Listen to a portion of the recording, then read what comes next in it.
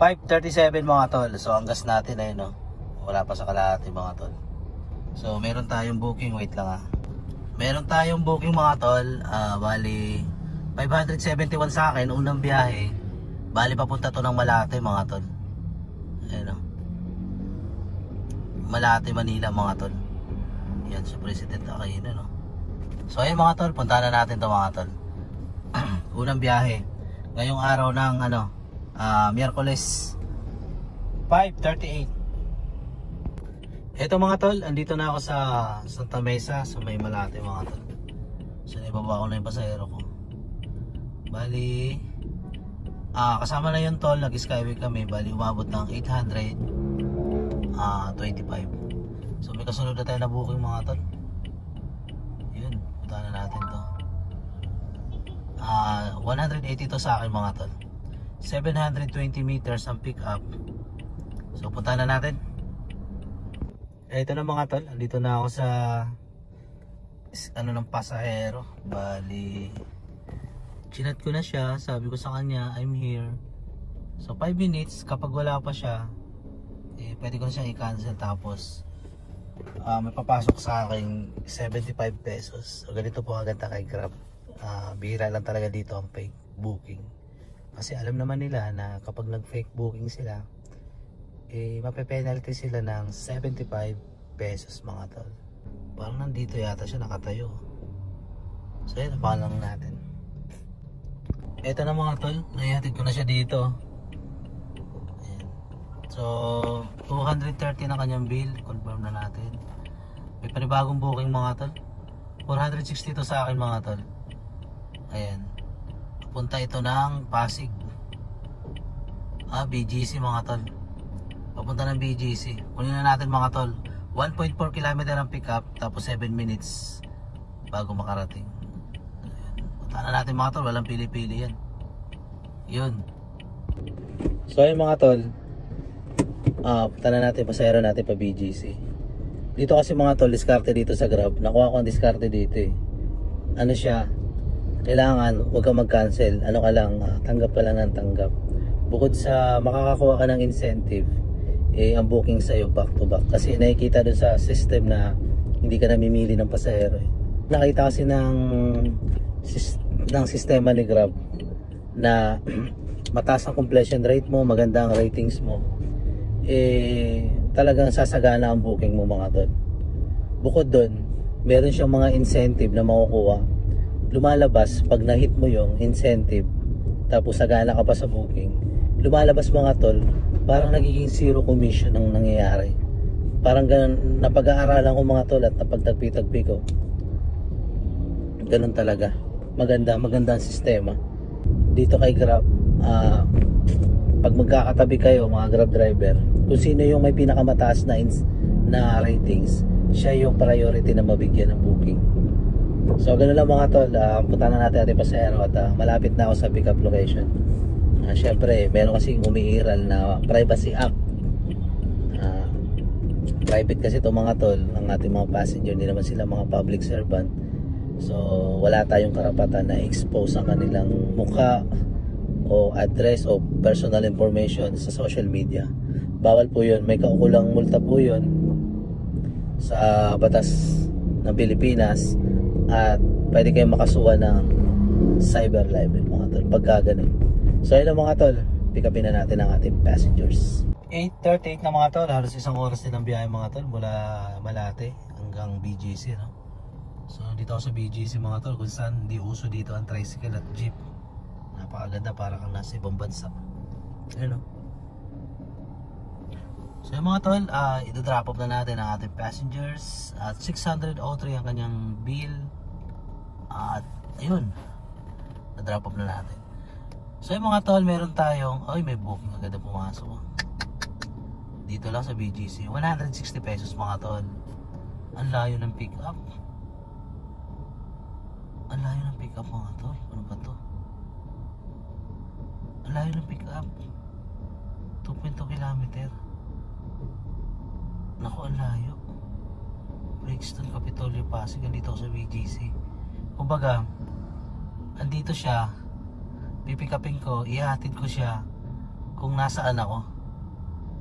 Ito ako. Dito ko siya yate do. Awit mga tol. 14 minutes. Pabira. Patay tayo dyan. So gagawin natin mga tol. Tawagin natin yung pasahero mga tol. Tawagin natin yung pasahero natin.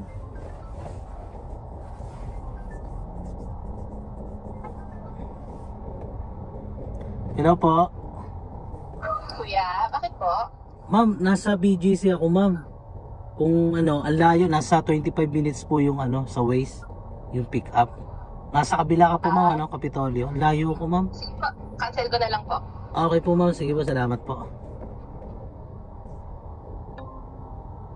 Ay, kinansila ng pasahero. Kinansila ng pasahero, ano, pumasok ulit. Ganun pa rin. Ang layo ko pa rin. Tawagan natin ito mga tol, ba't ganito? Ang lalayo ng ano? Ang lalayo ng pick up. So tatawagan natin ito pasahero. Papakancel ulit natin. Lang yan. Nasa kabilang ano sila eh, kabilang area sila eh. Tawagan ulit natin. Pangalawang ano to.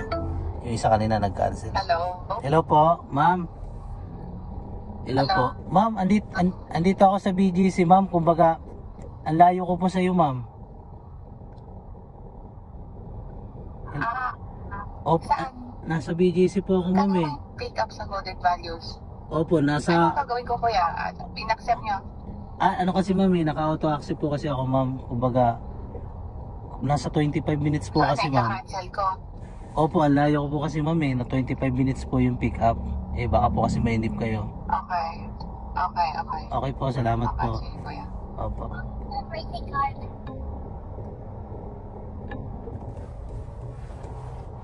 Cancel ulit. Ang layo ko mga tol. Ay. Panibagong booking na naman. Asa na naman to? Ito. Pwede to mga tol. 900 meters. Punta na natin to. Yan. 4 minutes lang. Kanina kasi lugi talaga yun. 25 kilometer. 15 to ano. Punta na natin mga tol. Wait lang. So yung mga tol, may dumating na gwardiya. Pinalis tayo eh. Eto, puntahan na natin itong pasahero natin. Nasa 4 minutes lang yung pick up. Kanina kasi nasa 25 minutes ang pick up. Lugi talaga. Kaya kapag kagana nalanganin, tawagan nyo yung pasahero nyo. Huwag kayo magka-cancel, sayang yung incentive. Meron kasi ako makukuha ang incentive mga tol ng 400 pesos. Tawagan yung pasahero, sabihin nyo na ganyan, na malayo ka dun sa pick up location. Tapos aabuti ng ganitong oras. So ika-cancel naman nila yan eh. Basta kausapin nyo lang ng maayos. Huwag nyo lang parang pabulyaw na ma'am ganito ma'am ganyan malayo. Huwag ganun. Kailangan nasa maayos pa rin. Kumbaga dinadaan sa diplomasya parang ganun. Puntahan na natin yung pasahero. Papakita ko sa inyo mamaya kung ma-approve ako sa incentive ng 400 pesos. So ayun. Yo, kamusta kayo mga tol? Andito nga pala ako sa May Magallanes. Tapos itong kabila na yan, SLEX yan. SLEX papuntang Batangas, Laguna, Calamba. So 9:52 na mga tol. At naka 1,581 tayo. Pero ang kasamaang palad, hindi tayo nakakuha ng 400 pesos na bonus mga tol. Dahil kung makikita nyo ang aking tawag dito yung ang aking completion rate ay 82% mga tol. Kumbaga, ano ba tawag nito? Kailangan ko pa ng complete 10 more rides. 10 rides pa mga tol na kailangan ko para tumaas ang aking completion rate. Bakit nga ba nangyari mga tol? At hindi naman ako nag-cancel. So ito mga tol, sasabihin ko sa inyo kung bakit. Yun, ang dahilan mga tol, naalala ko ngayon ko lang naisip mga tol na pagka tinawagan mo yung pasahero mo na siya ang magka-cancel, ika-cancel niya yan pero nakalagay doon request by driver. So doon pa lang mga tol, wala na talaga tayong kawala. Walang kawala mga tol. Kumbaga tayo ang nag-request, yun ang sasabihin. Tapos may kita ni Grab bakit kinancel, ano ang nangyari, ano ang dahilan. Yung may kita niyang dahilan na driver pala ang nag-request na i-cancel yung rides. So ayun mga tol, may pumasok ulit na booking At malayo-layo to. So ayun mga tol, tingnan natin kung magkano. Ito mga tol, pinasukan tayo. 332 papuntang, saan papunta to? Papuntang Muntinlupa mga tol. Saan pagitan, no? Papuntang Bikutan, no? Paranaque, sukat Paranaque mga tol. So yun, puntahan natin 1 kilometer pick up location at 4 minutes ang kanyang pick up bago tayo makarating sa pupuntahan. So puntahan na natin mga tol, papuntang sukat Paranaque.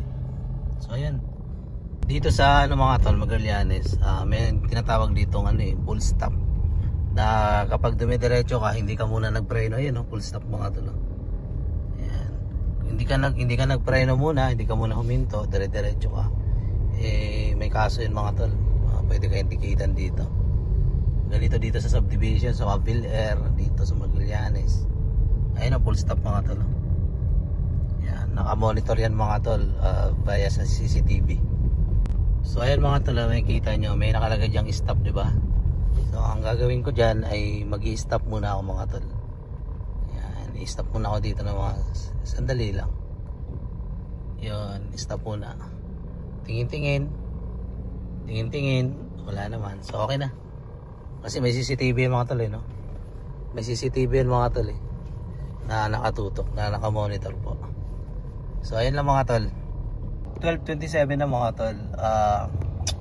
Bali kakain muna ako dito mga tol, dyan. Dito ako ngayon sa Las Piñas mga tol, Las Piñas CEA. Yan, 2,450 na tayo mga tol. 12:27 pa lang, gutom na ako, grabe. So ngayon gagawin ko mga tol, kakain muna ako. So ayan, kain muna tayo mga tol. Yo, what's up sa inyo mga tol? Kakatapos ko lang kumain. So bali, pang himbagas ko nga pala ito mga tol. Dito ako sa ilalim ng puno, hindi pa ako nag-online. Maya online na ako.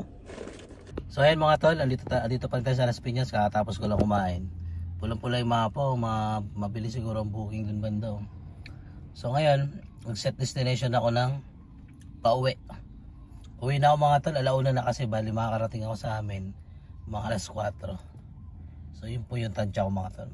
Abang-abang lang, sana makakuha dito sa puno Marami nakatambay dito mga tol. Safe dito kasi village. So wala ditong nangre-reker. Yan, antay-antay muna. 12:49 mga tol. So ayun, pinasukan na tayo ng booking. At wait lang Bali 1.7 km ang pick up, 7 minutes ang itatagal. Bali 440 ito sa akin mga tol. So papunta ito ng Mandaluyong. Ayun Mandaluyong mga tol, may circle. Mandaluyong yun So ayun, punta na natin mga tol, bakbakin na natin. So ito na mga tol, andito na ako sa Mandaluyong. Ito yung munisipyo mga tol, yung circle. So bali nagbaba tayo ngayon ng pasahero. Meron siyang 53 pesos na toll gate. So cash yung binayad nyo mga tol. So naka pa rin tayo, naka set destination pa rin tayo mga tol. Kahit 2 of 1 na yun mga tol, 2 of 2 na to. 2 of 2, kailangan di mo pwedeng patayin yan para mabigyan pa rin tayo ng booking pa uwi. So bali naka 2892 na tayo mga tol, kaya 29. So yun, 209 aba 29 din 209 mga tol. Bali gagawin ko ngayon, medyo gagapang na ako papunta ng SM Mega Mall. Punta tayo ng SM Mega Mall kasi nandun kasi mga tol, maraming mga nagbubuk doon papuntang Rizal. Taga Taytay Rizal kasi ako minsan binibigyan ako ng kaintaron, Binangonan, Angono, Antipolo. Okay na rin, medyo pauwi na rin sa amin. Parang pumayat ako So yung mga tol, abang-abang sana makakuha tayo ng pang-uwi. Okay na rin, paldo na rin mula alas 5 tapos alas 2 paldo na rin yan. Tapos sayang kung nakuha ko sana yung incentive na 400 pesos mga tol, kaso hindi ko nakuha, na disqualified ako. Ito mga tol na may mga opportunity po tawag din mga tol. So abang-abang tayo ng pauwi.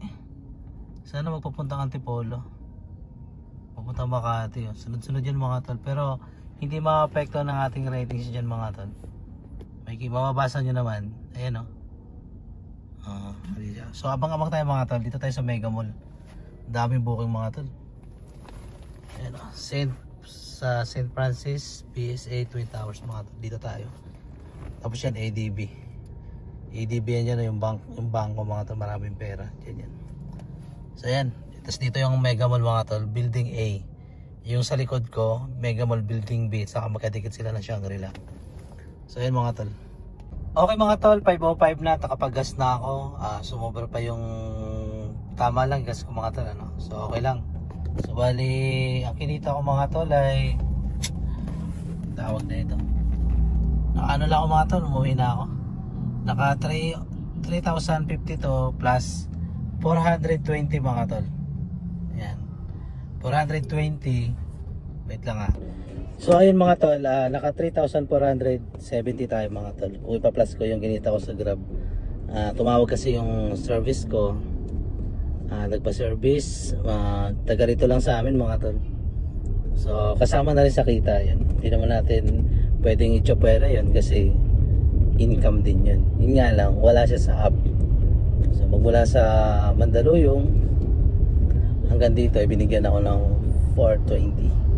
So okay na rin mga tol at malapit na rin ako sa bahay. Siguro mga 3 minutes na lang mula dito papunta sa bahay. So naggas ako ng 1,000 pesos. Yun 1,000 pesos mga tol. Kumbaga ang gas ko lang talaga nun ay nasa 6 to 700 lang. Pero ginawa ko ng 1,000. So sabihin na lang natin 3, 4 minus natin yung 1,000. Ano na lang siya 2,400. Tapos ima-minus ko pa yung 1,000 para sa maintenance at panghulog ng sasakyan. So magiging 1,400 na lang siya. Ima-minus ko ulit yung 500 para sa bahay. Bali ano na lang siya 900 na lang. So meron ako 900 na savings. Okay na mga tol, di na masama. Savings na yung mga tol. Labas na lahat yun, labas na yung top up, labas na. So yun lang mga tol, maraming salamat. At kulang-kulang 12 hours din tayo na bumabiyahe dito sa kalsada. So yun lang mga tol, maraming salamat. At sana na-inspired ulit ko kayo sa video ko at nagkaroon ulit kayo ng idea. So yun lang mga tol, maraming salamat. At thanks for watching. Ingat, God bless.